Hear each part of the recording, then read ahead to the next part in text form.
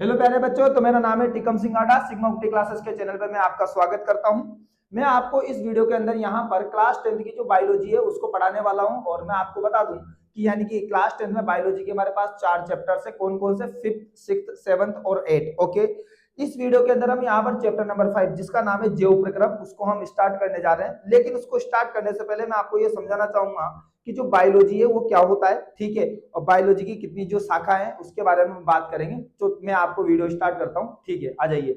तो सबसे पहले प्यारे बच्चों हम ये समझेंगे कि भाई जो बायोलॉजी है वो होता है क्या एक्चुअल में। तो यहाँ पर मैं आपको बताऊं कि साइंस की एक शाखा है ना, साइंस जो है, विज्ञान जो है, विज्ञान की एक शाखा है जिसको हम बोलते हैं बायोलॉजी। तो देखिए, ठीक है, तो यानी कि मैंने लिखा है यहाँ पर, ध्यान समझो, बायोलॉजी। ठीक है, आप ध्यान समझे मैंने क्या लिख रखा है दोस्तों, बायोलॉजी। अब बायोलॉजी को हिंदी में हमारे बोलते हैं प्यारे बच्चों जीव विज्ञान। क्या बोलते हैं भैया? जीव विज्ञान। ओके सर, क्या बोलते हैं? जीव विज्ञान। क्या बात है।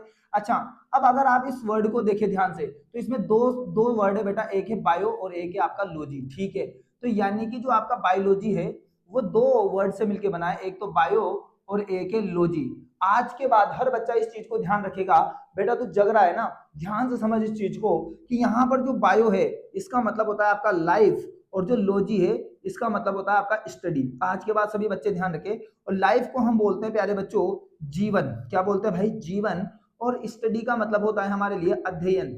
क्या होता है भाई? अध्ययन। हाँ सर, बिल्कुल। अगर मैं दोनों शब्दों को मिलाऊं, अगर मैं दोनों शब्दों को मिलाऊं तो इसका मतलब होता है जीवन का अध्ययन। मतलब इस पृथ्वी पर उपस्थित जितना भी जीवन है उसका अध्ययन ही क्या होता है? बायोलॉजी। क्योंकि आपको बताइए जितने भी ग्रह है उन सब ग्रह में से पृथ्वी एकमात्र ऐसा ग्रह है जिस पर जीवन संभव है। हालांकि बाकी ग्रहों पर भी इसकी बातें चल रही है कि जीवन हो सकता है, नहीं हो सकता, लेकिन क्लियरली अभी तक कुछ भी पता नहीं चल पाया है अच्छे से कि भाई वहां जीवन संभव हो पाएगा या नहीं हो पाएगा, वो फ्यूचर की बात है। लेकिन हम यहाँ पर ये बात कर सकते हैं प्यारे बच्चों कि पृथ्वी पर, ठीक है, ध्यान समझो, कि पृथ्वी पर उपस्थित है ना, उपस्थित जीवन है ना, जीवन का अध्ययन, पृथ्वी पर उपस्थित जीवन का अध्ययन। ठीक है, ओके सर। पृथ्वी पर उपस्थित जीवन का अध्ययन जो है उसको हम क्या बोलते हैं? बायोलॉजी, यानी कि बोले तो जीव विज्ञान। ठीक है, आई होप सभी बच्चों को ये बात समझ में आई होगी। और मैं आपसे कह रहा हूं कि इस वीडियो को आप ध्यान से देखते रहिए। बस आप वीडियो को एक बार ध्यान से देख लीजिए। यहाँ पर मैं जितनी भी चीजें आपको पढ़ाने जा रहा हूँ वो सारी की सारी चीजें आप जब वीडियो देख के निपटेंगे ना प्यारे बच्चों, आपको सारी चीजें टिप्स पे होने वाली है, ये मैं दावे के साथ बोल रहा हूँ। ठीक है, फिर से मैं आपको एक बार इस चीज को फिर से समझाने वाला हूँ कि हम साइंस की जिस ब्रांच की, यानी कि विज्ञान की जिस शाखा की बात कर रहे हैं उसका नाम है आपके बायोलॉजी। बायोलॉजी को हम हिंदी में बोलते हैं जीव विज्ञान। बायोलॉजी जो है वो दो शब्दों से मिलकर बना है प्यारे बच्चों, एक है बायो, एक है लॉजी। बायो का मतलब होता है लाइफ, मतलब बोले तो जीवन, और लॉजी का मतलब होता है स्टडी, मतलब बोले तो अध्ययन। अगर मैं दोनों शब्दों को मिला दूं प्यारे बच्चों तो इसका मतलब होता है कि इस पृथ्वी पर उपस्थित जीवन का अध्ययन, मतलब इस पृथ्वी पर जितने भी जीव है उनका जो जीवन है उसका अध्ययन ही क्या होता है बेटा? बायोलॉजी होता है। ठीक है, तो ये मैंने आपको बायोलॉजी का छोटा सा इंट्रोडक्शन दिया है। अब गेम स्टार्ट होता है। अब मैं बात करूंगा कि हम जो है क्लास 10th के अंदर जो बायोलॉजी के 4 चैप्टर पढ़ने वाले हैं ना बेटा, ध्यान से समझना। क्लास 10th के अंदर बायोलॉजी के जो 4 चैप्टर पढ़ने वाले हैं ना सर, उसमें उसमें हम क्या क्या पढ़ेंगे, किन किन चीजों के बारे में पढ़ेंगे, तो मैं आपको बता दूं। बायोलॉजी की हम यहाँ पर 2 शाखाओं के बारे में बात करेंगे। सर वो कौन सी है 2 शाखा? तो मैं आपको बताता हूं। मैं आपको क्या बोल रहा हूं बेटा, यहाँ पर बायोलॉजी की शाखा के बारे में बात करूंगा। शाखा मतलब बोले तो बेटा ब्रांच। शाखा मतलब बोले तो ब्रांच। सर कितनी ब्रांच होती है बात करो, तो बेटा 2 होती है। पहले नंबर पे आती है इसकी जूलॉजी। क्या आती है प्यारे बच्चों? जूलॉजी। और सेकंड नंबर पे होती है आपके बोटनी। क्या होती है प्यारे बच्चों? बोटनी। ठीक है, मैं क्या बोल रहा हूँ बेटा, जूलॉजी और एक होती है बोटनी। जूलॉजी को हिंदी में आपके बोलते हैं जंतु विज्ञान। क्या बोलते हैं प्यारे बच्चों? जंतु विज्ञान। अच्छा, ये बात है मैंने कहा बिल्कुल, इसको बोलते हैं जंतु विज्ञान। और बोटनी को क्या बोलते हैं? सुनना ध्यान से, बोटनी को क्या बोलते हैं? तो इसको बोलते हैं आपके वनस्पति विज्ञान। क्या बोलते हैं? वनस्पति विज्ञान। इसको बोलते हैं आपके वनस्पति विज्ञान। ओ माय गॉड, क्या बात है सर, वनस्पति विज्ञान। ओके, तो सर जंतु विज्ञान। अब इसमें आप अगर ध्यान से देखें तो जूलॉजी का मतलब क्या होता है? जूलॉजी का मतलब है, इसमें 2, जूलॉजी का मतलब होता है आपके जंतु विज्ञान। मतलब इस ब्रांच के अंदर, जूलॉजी के अंदर हम जंतुओं के बारे में अध्ययन करेंगे प्यारे बच्चों। किन के बारे में? जंतुओं के बारे में। आप इसको ऐसे याद रख सकते हैं, इसमें एक वर्ड आ रहा है आपका जू। और जू का मतलब क्या होता है? चिड़ियाघर। और चिड़ियाघर में क्या होते हैं? चिड़ियाघर के अंदर होते हैं बेटा जानवर, मतलब बोले तो जंतु, यानी कि बोले तो एनिमल्स। यानी कि बायोलॉजी की वो शाखा जिसके अंदर हम जंतुओं का अध्ययन करेंगे। ध्यान से सुन बेटा, बायोलॉजी की वो शाखा जिसके अंदर हम जंतुओं का अध्ययन करेंगे उसको हम बोलने वाले हैं जूलॉजी। और बायोलॉजी की वो शाखा, ध्यान से समझ, बायोलॉजी की वो शाखा जिसके अंदर हम पेड़ पौधों का अध्ययन करेंगे, वनस्पति का अध्ययन करेंगे, उसको हम बोलेंगे आपके बोटनी। क्योंकि आपको पता है पेड़ पौधों को हम क्या बोलते हैं? वनस्पति। क्या बोलते हैं प्यारे बच्चों? वनस्पति। आपको बात समझ में आ रही होगी, ठीक है। वीडियो को ध्यान से देखते रहिए दोस्तों, अभी तो खेल स्टार्ट हुआ है, देखिए ध्यान से। तो यानी कि ये बातें आपको समझ में आ गई होगी। जंतु विज्ञान का मतलब है यानी कि बायोलॉजी की ऐसी शाखा जिसमें जंतु मतलब बोले तो एनिमल, जंतु मतलब बोले तो एनिमल, यानी कि जंतु का अध्ययन, ठीक है, जंतुओं का अध्ययन। ओके ओके, जंतुओं का अध्ययन। और बोटनी का मतलब क्या होता है? कि यानी कि पेड़ पौधों, क्या बोलेंगे भैया? पेड़ पौधों का अध्ययन, पेड़ पौधों का अध्ययन। क्या बात है, पेड़ पौधों का अध्ययन। तो पेड़ पौधों का अध्ययन बायोलॉजी की जिस शाखा में करेंगे उसको हम क्या बोलने वाले हैं? बोटनी। क्या बोलने वाले हैं हम इसको? बोटनी। क्या बात है सर। अब इसके बाद हमारा जो चैप्टर है वो स्टार्ट होता है। अभी तक मैंने सिर्फ आपको बायोलॉजी क्या होता है ये बताया। बायोलॉजी की दो शाखा होती है, जूलॉजी, बोटनी। इसमें हम क्या पढ़ते हैं मैंने ये बताया, ठीक है। तो ये मैंने आपको हल्का सा इंट्रोडक्शन दिया है प्यारे बच्चों। अब हम पढ़ेंगे यानी कि हमारे सिलेबस के अंदर जो चैप्टर नंबर 5 है उसको। ओके, तो स्टार्ट करते हैं, आइए। तो चैप्टर नंबर जो 5 है, सुनना ध्यान से, हमारे सिलेबस के अंदर बेटा जो चैप्टर नंबर 5 है ये बायोलॉजी का पहला चैप्टर है, जिसको हम बोलते हैं, चैप्टर का नाम है जैव प्रक्रम। वाओ, चैप्टर का नाम क्या है? जैव प्रक्रम। अच्छा, तो सबसे पहले अगर हम ध्यान दें कि हमारा जो चैप्टर है उसका नाम जैव प्रक्रम है, तो हम ये समझेंगे कि जैव प्रक्रम क्या होता है। ठीक है, हमें ये तो समझना पड़ेगा ना कि जैव प्रक्रम क्या होता है। ठीक है, तो जैव प्रक्रम मैं आपको बताऊं कि भाई जैव प्रक्रम एक्चुअली क्या है? हमारे जीवन में कुछ ऐसे प्रक्रम होते हैं जिनके बिना हम जीवन नहीं जी सकते। मैं क्या बोल रहा हूं, ध्यान से सुनना। हमारे जीवन में कुछ ऐसे प्रक्रम होते हैं जिनके बिना हमारा जीवन संभव नहीं है। जैव प्रक्रम के बारे में बात करूं तो यानी कि वो वे सब प्रक्रम, ऐसे प्रक्रम जिनको जीवन को जीने के लिए आवश्यक होते हैं। जैसे कि सर, जैसे कि खाना। अगर हम खाना नहीं खाएंगे, पानी नहीं पिएंगे तो हम जीवित नहीं रह पाएंगे। दूसरी चीज, अगर हम श्वास नहीं लेंगे, मतलब अगर हमारे पास फेफड़े नहीं होंगे तो यानी कि हम मर जाएंगे, हम जीवन नहीं जी पाएंगे। तीसरा, अगर हमारे पास हार्ट नहीं होगा तो हमारे शरीर के अंदर ब्लड सर्कुलेशन यानी कि रक्त परिसंचरण, यानी कि पूरे शरीर में खून नहीं घूम पाएगा, और पोषक तत्वों और यानी कि गैसें पूरे शरीर में नहीं जा पाएगी, इससे हमारी मृत्यु हो जाएगी प्यारे बच्चों। चौथी चीज, उत्सर्जन, यानी कि जब हम कुछ भी पदार्थ खाते हैं तो कुछ पदार्थ जहरीले पदार्थ बनते हैं, उन जहरीले पदार्थों को हमारे शरीर से बाहर निकालने का काम उत्सर्जन तंत्र में किडनी जो है, वृक्क जो है, वो सबसे ज्यादा करते हैं।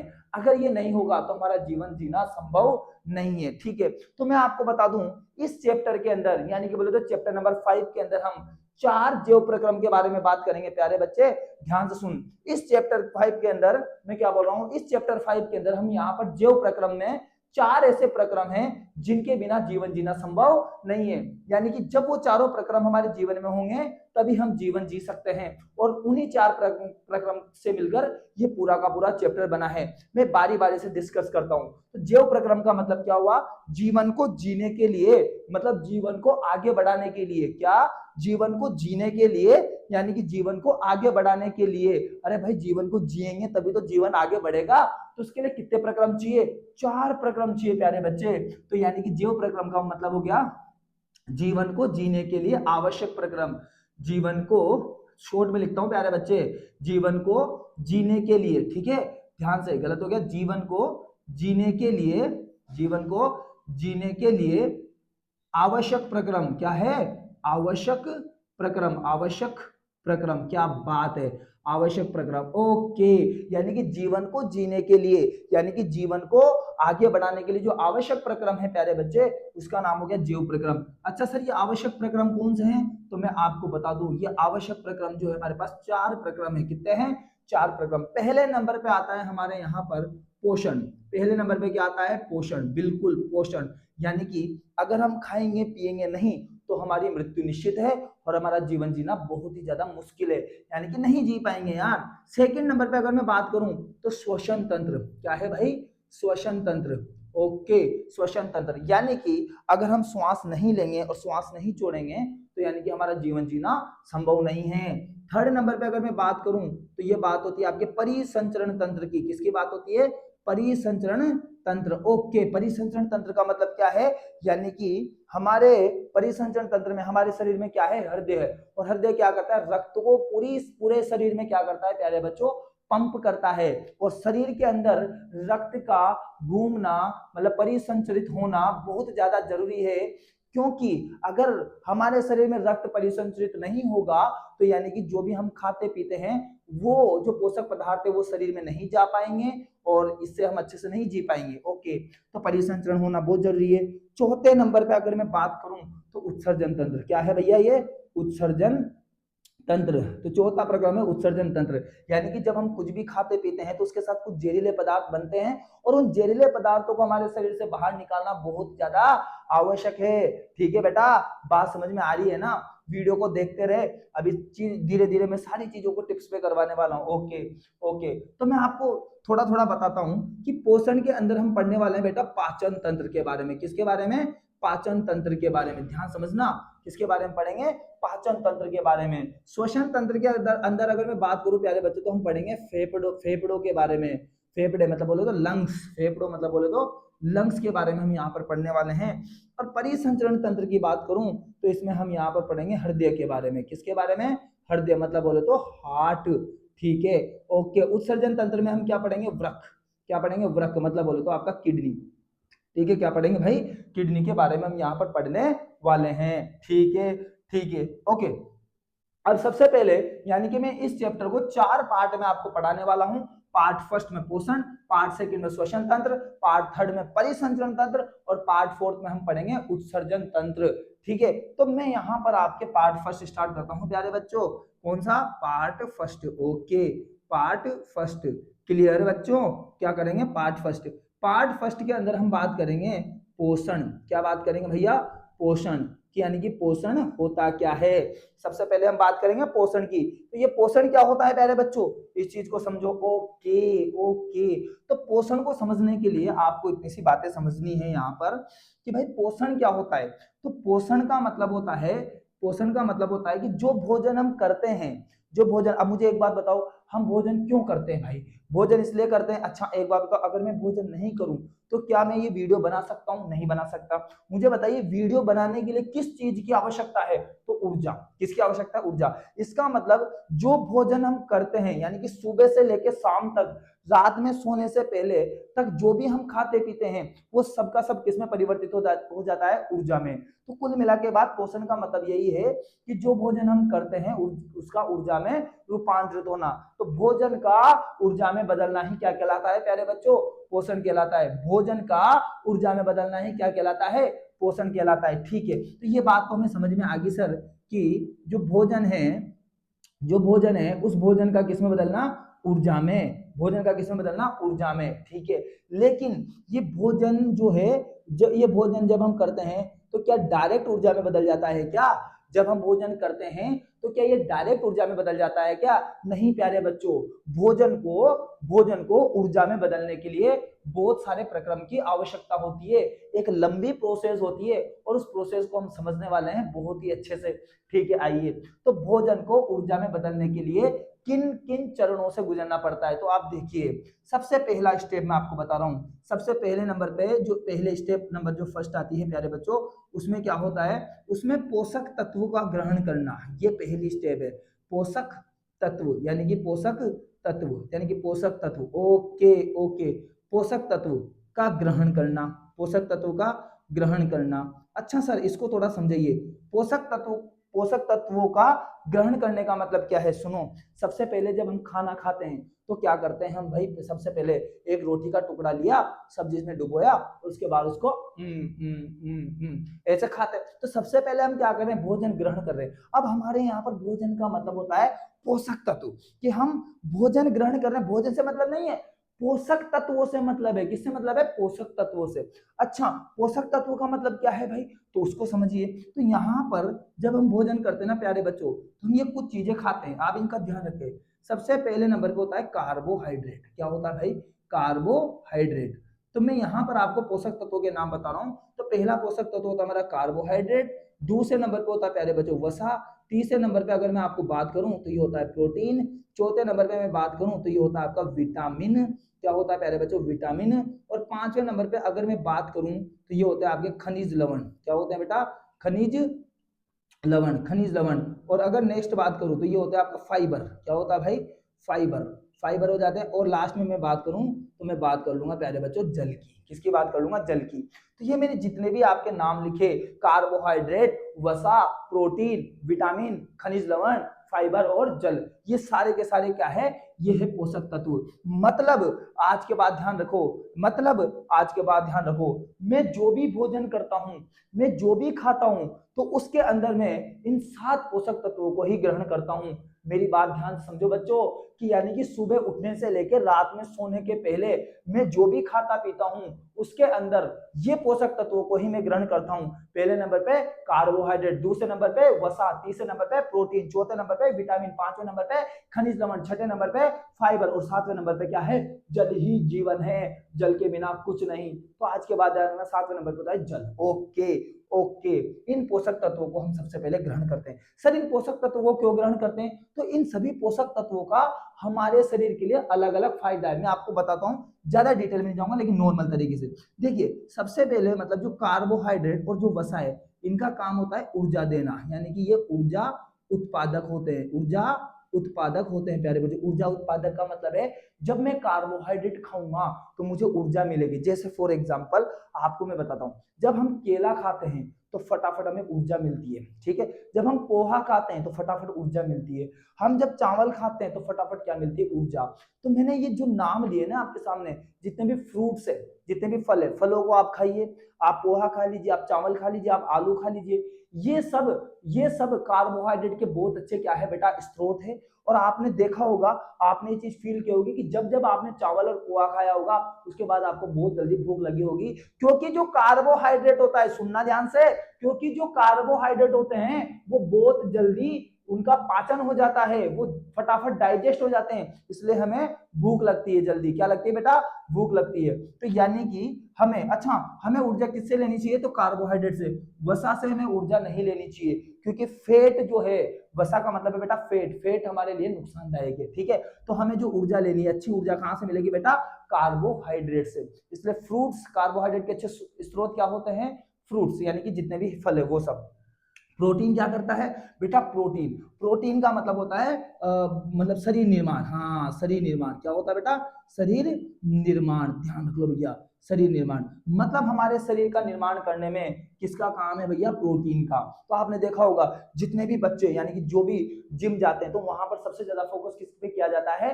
प्रोटीन पर। क्यों? क्योंकि जब आप जिम करते हो प्यारे बच्चों, जब आप डंबल्स उठाते हो, जब आप पुशअप्स लगाते हो, जब आप वेट लिफ्टिंग करते हो, तो वहां पर आपके शरीर की जो मसल्स है, यानी कि जो मांसपेशियां है, वो खिंचती है और उसके बाद वो क्या होती है बेटा? टूट जाती है।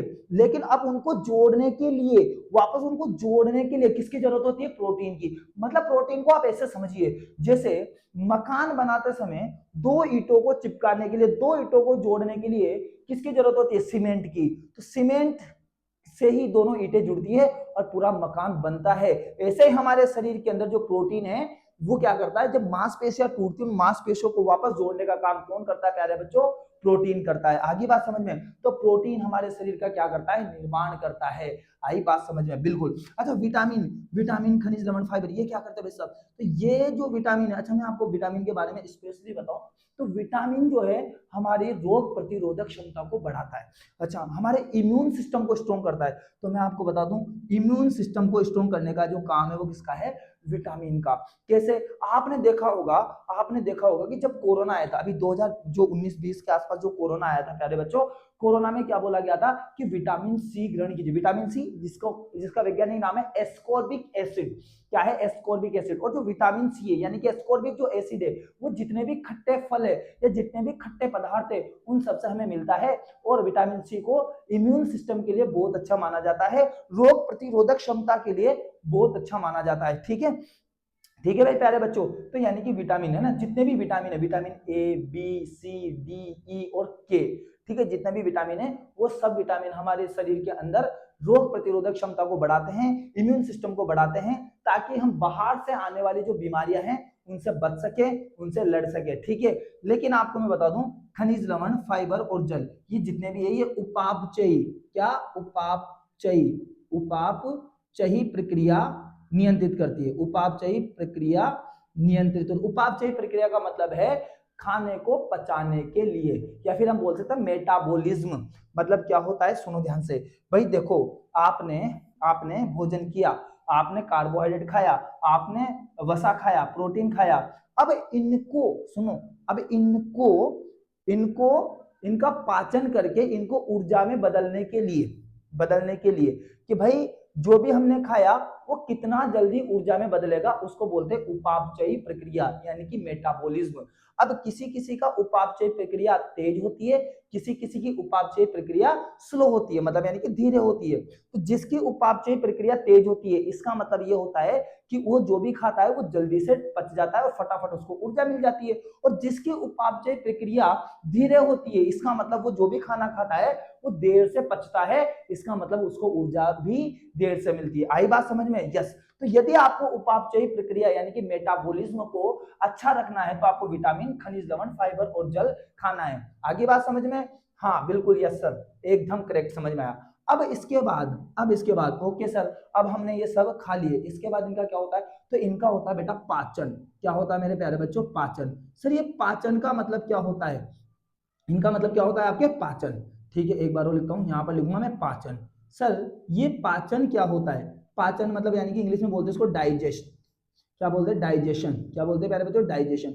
अच्छा, पाचन का मतलब क्या है? पाचन का मतलब है, जैसे फॉर एग्जांपल, पाचन का मतलब क्या होता है आप खुद सोचो। आपने रोटी का एक टुकड़ा मुंह में रखा, अब आप दांतों से उसको क्या करते हो? च्विंग, तो रोटी के टुकड़े के छोटे छोटे और टुकड़े हो जाते हैं। उसके बाद कहाँ जाता है? तो वो जाता है हमारे आमाशय में। आमाशय में उसकी और ज्यादा क्या होती है प्यारे बच्चों? कटिंग।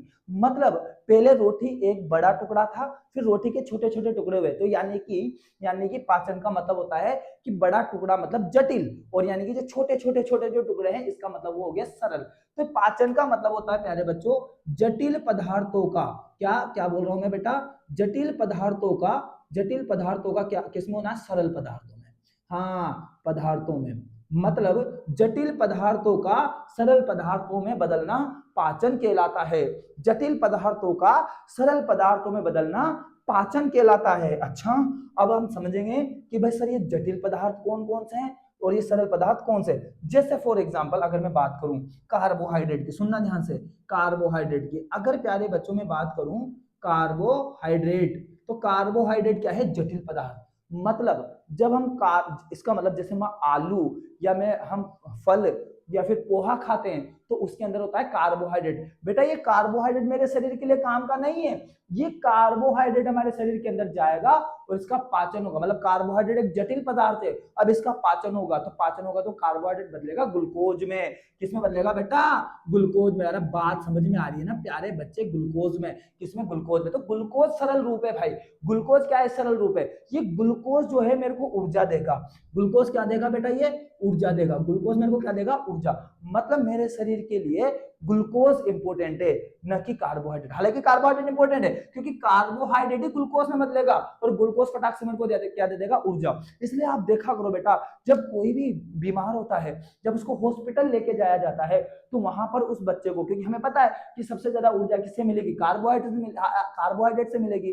तो अगर कोई हॉस्पिटल में भर्ती है तो उसको ऐसा थोड़ा ना फ्रूट्स खिलाते हैं, लो भैया फ्रूट्स खा लो, नहीं। अरे वो तो बीमार है, तो उसको क्या है? ग्लूकोज की बोतल चढ़ाई जाती है, क्योंकि भैया उन सबको पता है कि अगर हम इसको कार्बोहाइड्रेट खिलाएंगे तो यानी कार्बोहाइड्रेट पच के ग्लूकोज बनेगा, तो इसको डायरेक्ट ही ग्लूकोज पिला दो ना, डायरेक्ट ग्लूकोज जाएगा, उसका पाचन नहीं होता, उसका अवशोषण होता है और फटाफट ऊर्जा मिल जाती है। आप खुद देखो, जब कोई स्पोर्ट पर्सन खेलते हैं, यानी कि जब हम कोई भी गेम खेलते हैं या फिर क्रिकेटर होते हैं, फुटबॉलर जो होते हैं, इनके पास क्या होता है, जो बोतल आती है बेटा उसमें ग्लूकोज होता है। क्या होता है? ग्लूकोज होता है, क्योंकि वो खेल रहे हैं, उनको उनकी ऊर्जा जारी है, अब उनको ऊर्जा की आवश्यकता है, तो फटाफट ऊर्जा किससे मिलेगी? कार्बोहाइड्रेट से नहीं मिलेगी, किससे मिलेगी? ग्लूकोज से मिलेगी। फटाक से ग्लूकोज पिया, अवशोषित हुआ, पचने की आवश्यकता नहीं है और खट से ऊर्जा मिल जाएगी, फिर फटाफट वो खेलने लग जाएंगे। अच्छा ठीक है भाई, बात समझ में आ रही है आपको? हाँ सर आ रही है। अच्छा, दूसरे नंबर पे आपके हैं बेटा प्रोटीन।